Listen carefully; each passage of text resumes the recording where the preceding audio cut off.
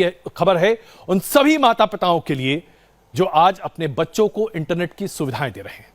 Online पढ़ाई हमारी जिंदगी की वास्तविकता है, खास करके कोरोना के बाद से। और अब मान लीजिए कि आगे 2-3 साल या शायद उससे भी लंबे अवसर तक ऑनलाइन पढ़ाई हमारी जिंदगी की वास्तविकता होगी। बच्चे ऑनलाइन क्लासेस में ही पढ़ेंगे। लेकिन जब ऑनलाइन क्लासेस का इस्तेमाल बच्चे और खास करके वो जो कि नाबालिग हैं गलत काम के लिए इस्तेमाल करने लगे तो फिर क्या होगा? इसकी ताजा मिसाल लखनऊ से आ रही है। 15 साल के एक बच्चे ने ऑनलाइन क्लास के दौरान अपने टीचर का स्क्रीनशॉट लिया।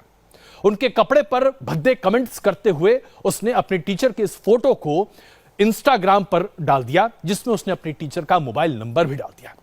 इसके बाद टीचर पर जबरदस्त तरीका दबाव पड़ने लगा, तरह तरह के फोन आने लगे और टीचर परेशान हो गई। टीचर ने पुलिस का सहारा लिया और अंततः इस बच्चे तक पुलिस पहुंची। लेकिन जरा सोचिए, यह बच्चा क्या कर रहा था? क्या यह बच्चा वाकई में पढ़ाई कर रहा था, या दरअसल इस बच्चे ने वो हिमाकत की जो उसे किसी भी कीमत पर करना नहीं चाहिए था?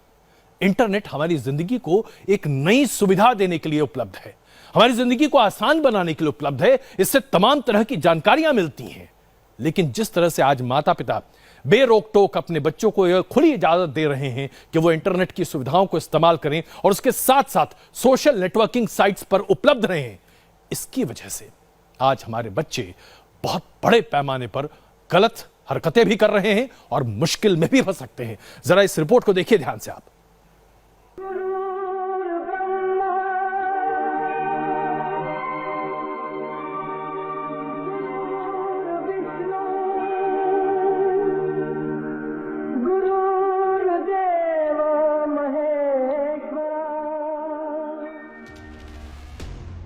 शायद वो जमाना अब गुजर चुका है जब गुरु का सम्मान भगवान से पहले किया जाता था। अब नए दौर में बच्चे टीचर के साथ गंदी बात करके उन्हें बदनाम करने की कोशिश कर रहे हैं, जैसा कि लखनऊ के 15 साल के एक बच्चे ने ऑनलाइन क्लास के दौरान अपनी महिला टीचर के साथ किया। कोरोना काल में ऑनलाइन क्लासेस की वजह से एक बच्चे ने अपनी साइंस टीचर का स्क्रीनशॉट लिया और एक फर्जी यूजर आईडी बनाकर कुछ अश्लील कमेंट्स के साथ टीचर की फोटो और उनका मोबाइल नंबर सोशल मीडिया पर वायरल कर दिया। इसके बाद टीचर को अनजान नंबरों से फोन आने लगे। सच्चाई जानने के बाद टीचर के पैरों के नीचे से जमीन खिसक गई। पता चला जिन बच्चों को वो पढ़ा रही थी उनमें से किसी एक ने अश्लील हरकत की है। फोन कॉल से परेशान टीचर ने इस मामले की शिकायत पुलिस से की। पहले हमारे आशियाना थाने में एक कंप्लेन आई थी एक महिला टीचर के द्वारा। उनके द्वारा ये बताया गया कि जब वो ऑनलाइन क्लासेस ले रही थी उसी समय संभवतः किसी बच्चे के द्वारा उनकी स्क्रीनशॉट लेकर के फ़ोटो को क्लिक करके इंस्टाग्राम पे यूज़र आईडी बना करके पोस्ट कर दिया गया। उसमें कुछ आपत्तिजनक शब्द डाले गए थे, जिससे शाम तक उनके पास बहुत ही अवांछित कॉल्स आने लगे। जब वो डिस्टर्ब हुई तो जब उसमें से किसी से पूछा कि ये क्या है, तो उसने उनको बताया कि इस तरह से आपका पड़ा हुआ है। इस तरह की हरकतों के बाद अब टीचर्स के सामने सबसे बड़ा चैलेंज यही है कि इंटरनेट वाले अश्लील अपराध से कैसे बचा जाए, क्योंकि इसे रोकना बहुत मुश्किल है। इस तरीके की हरकत होती है तो आप मुझे बताइए, क्या टीचर्स अपने आप को ऑनलाइन से या स्टडीज से विड्रॉ करने की कोशिश नहीं करेंगे? और अगर धीमे धीमे टीचर्स अपने आप को विड्रॉ कर लेंगे तो बच्चों को पढ़ाएगा कौन, उनका फ्यूचर बनाएगा कौन? अब ये घर की संस्कारों की कमी है या माँ बाप की लापरवाही जो बच्चों को इंटरनेट के गलत इस्तेमाल की शह देती है? फैसला आपका है, क्योंकि आपके बच्चे के भविष्य का सवाल है। सिर्फ ये मसला नहीं, हम आपके सामने एक और मसला रखना चाहते हैं जिसकी वजह से सोशल नेटवर्किंग साइट्स और इंटरनेट के बेजा इस्तेमाल की बात सामने निकल कर आती है।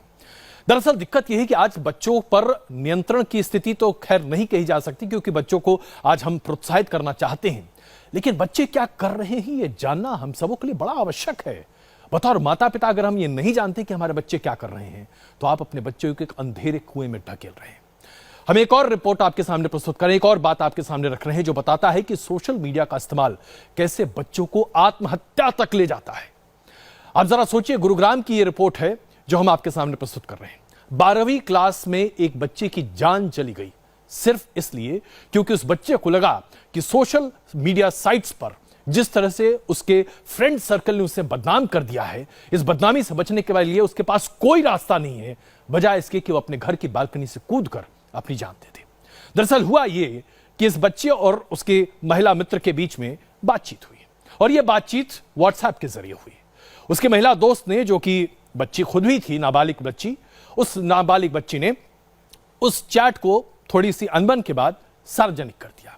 यह सार्वजनिक हुआ चैट इतने तेजी से फैलने लगा कि उस बच्चे के पूरे सोशल सर्कल में यह फैल गया। बच्चे को लगा कि अब उसके पास तो जीने का कोई रास्ता ही नहीं बचा है। इससे पहले कि माता पिता समझ पाते कि क्या हो रहा है बच्चे के साथ, उसने अपनी जान दे दी। 12वीं क्लास का बच्चा, गुड़गांव में रहने वाला, प्रतिष्ठित स्कूल में पढ़ने वाला बच्चा, उसने अपनी जान दे दी।